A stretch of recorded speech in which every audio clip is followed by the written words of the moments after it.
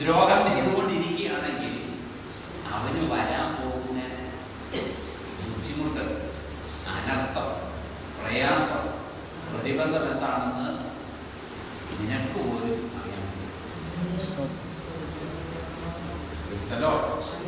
പ്രാർത്ഥിക്കാൻ പറയുന്നത് സ്നേഹത്തിലാണ് പ്രാർത്ഥിക്കുന്നത്. കർത്താവെ, അവൻ ദ്രോഹിച്ചുകൊണ്ടിരിക്കുക, പക്ഷെ അവൻ ദ്രോഹിക്കുന്നത് എന്നെയല്ല, പകരം നിന്നെയാണെന്ന് അവൻ അറിയുന്നില്ല.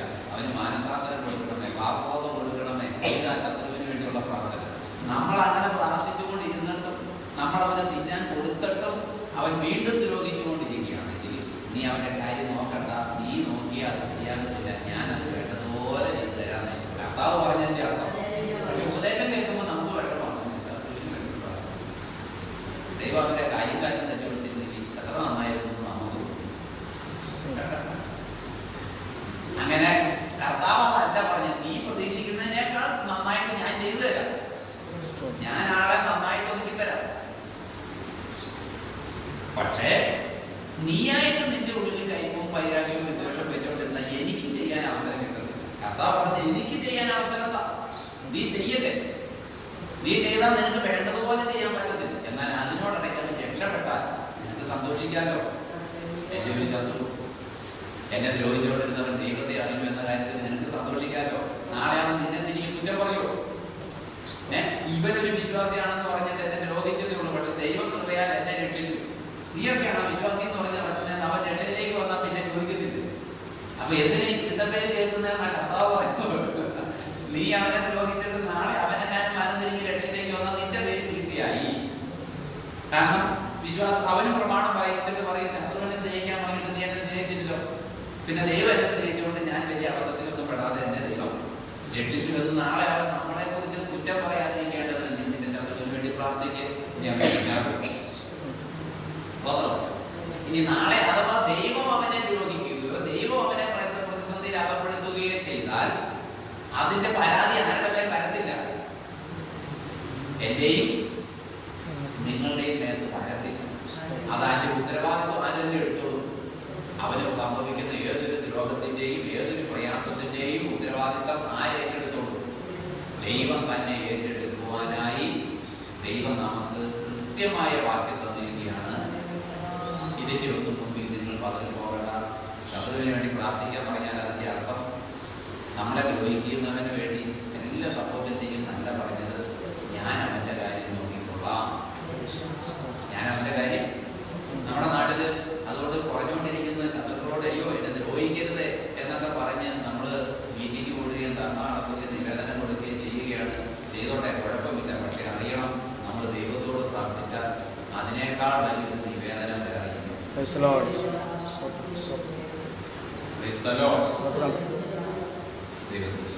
അപ്പൊ നമ്മൾ പ്രാർത്ഥിക്കാൻ പോകും.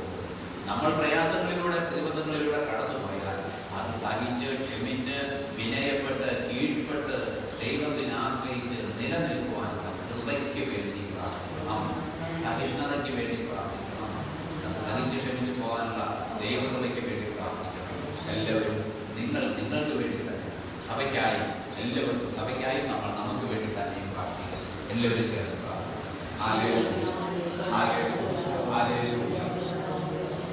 നല്ലവനായ ദൈവമേ,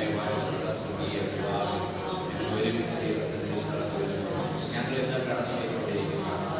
സമൂഹത്തിൽ കടന്നുകൊണ്ടിരിക്കുന്ന പലവിധമായ പ്രശ്നങ്ങളുടെ പലവിധമായ പ്രയാസങ്ങളുടെ മധ്യത്തിൽ എന്ത് ചെയ്യണമെന്ന് അറിയാൻ വയ്യാത്തവരായിരിക്കുമ്പോൾ അങ്ങയുടെ വചനം ഞങ്ങൾക്ക് വളരെ വ്യക്തമായ മാർഗനിർദ്ദേശം നൽകുമല്ലോ.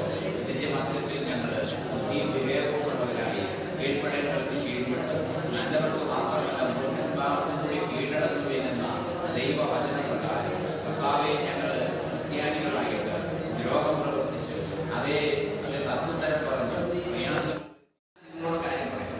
ദൈവത്തിന്, ഞാൻ എവിടെയോ വെച്ച് ഞാൻ പറയുന്നു, ദൈവത്തിന് പ്രതികാരം ചെയ്യാൻ അറിയാവുന്നത് പോലെ വേറെ ആർക്കും അറിയത്തില്ല. ശൗല് ക്രിസ്ത്യാനികളെ കുടിച്ചു. സ്തെഫാനോസിനെ കൊല്ലുന്നതിന് അവൻ കൂട്ടുനിന്നു.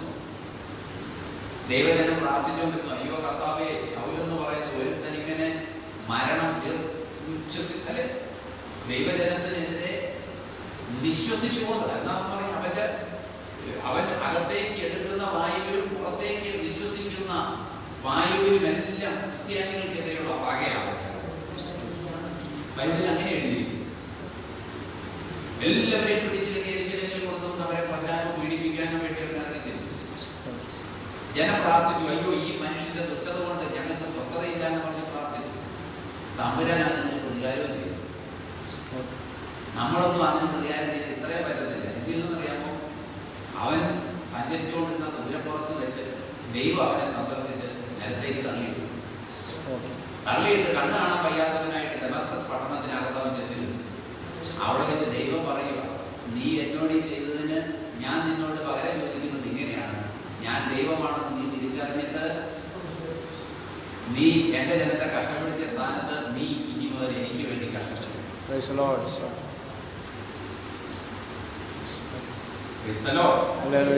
നീ എന്റെ നാമം വഹിച്ചോണ്ട് നടക്കണം. അതിനെക്കാളും വലിയൊരു പ്രതികാരം വേറെ ഉണ്ടോ? സുവിശേഷത്തിന് വിരോധം നിന്ന ഒരുപാട് ആൾക്കാർ ഇതുപോലെ പിന്നത്തേതിൽ ദൈവത്തെ കണ്ടെത്തിയിട്ട് കർത്താവിന് വേണ്ടി എന്തും സഹിക്കാൻ വേണ്ടി തയ്യാറായി നടക്കും. അതും ഒരു പ്രതികാരമല്ലേ? അല്ലേ? പക്ഷെ അത് നമുക്ക് മനസ്സിലാകുന്നില്ല.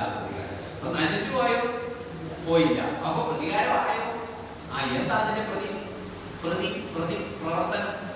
അവൻ ചെയ്തതിന്റെ പ്രതിഫലം എന്താ?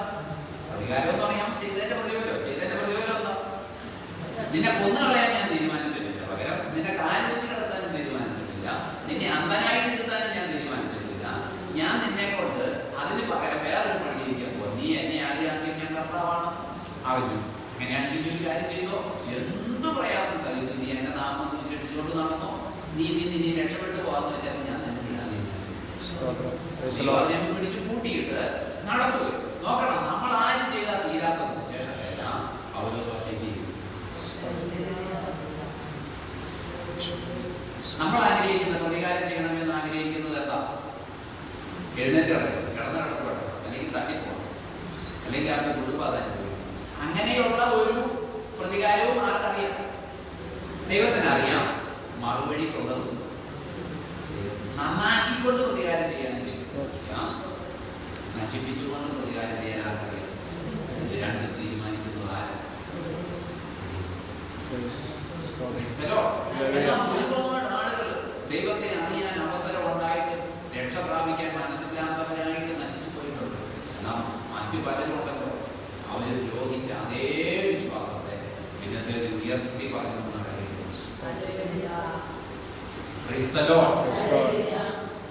ഇത് നമ്മുടെ ഒരു വിശ്വാസം. എന്തൊക്കെ ചെയ്താൽ തമ്പുരാൻ അതിന് വേണ്ടതുപോലെ പ്രവർത്തിക്കാൻ. ഹല്ലേലൂയ. നമ്മൾ വീണ്ടും അടുത്തതായിട്ട് പ്രാർത്ഥിക്കാൻ പോകുന്ന ഒരു വിഷയം എന്ന് പറയുന്നത് നമ്മുടെ മാസിക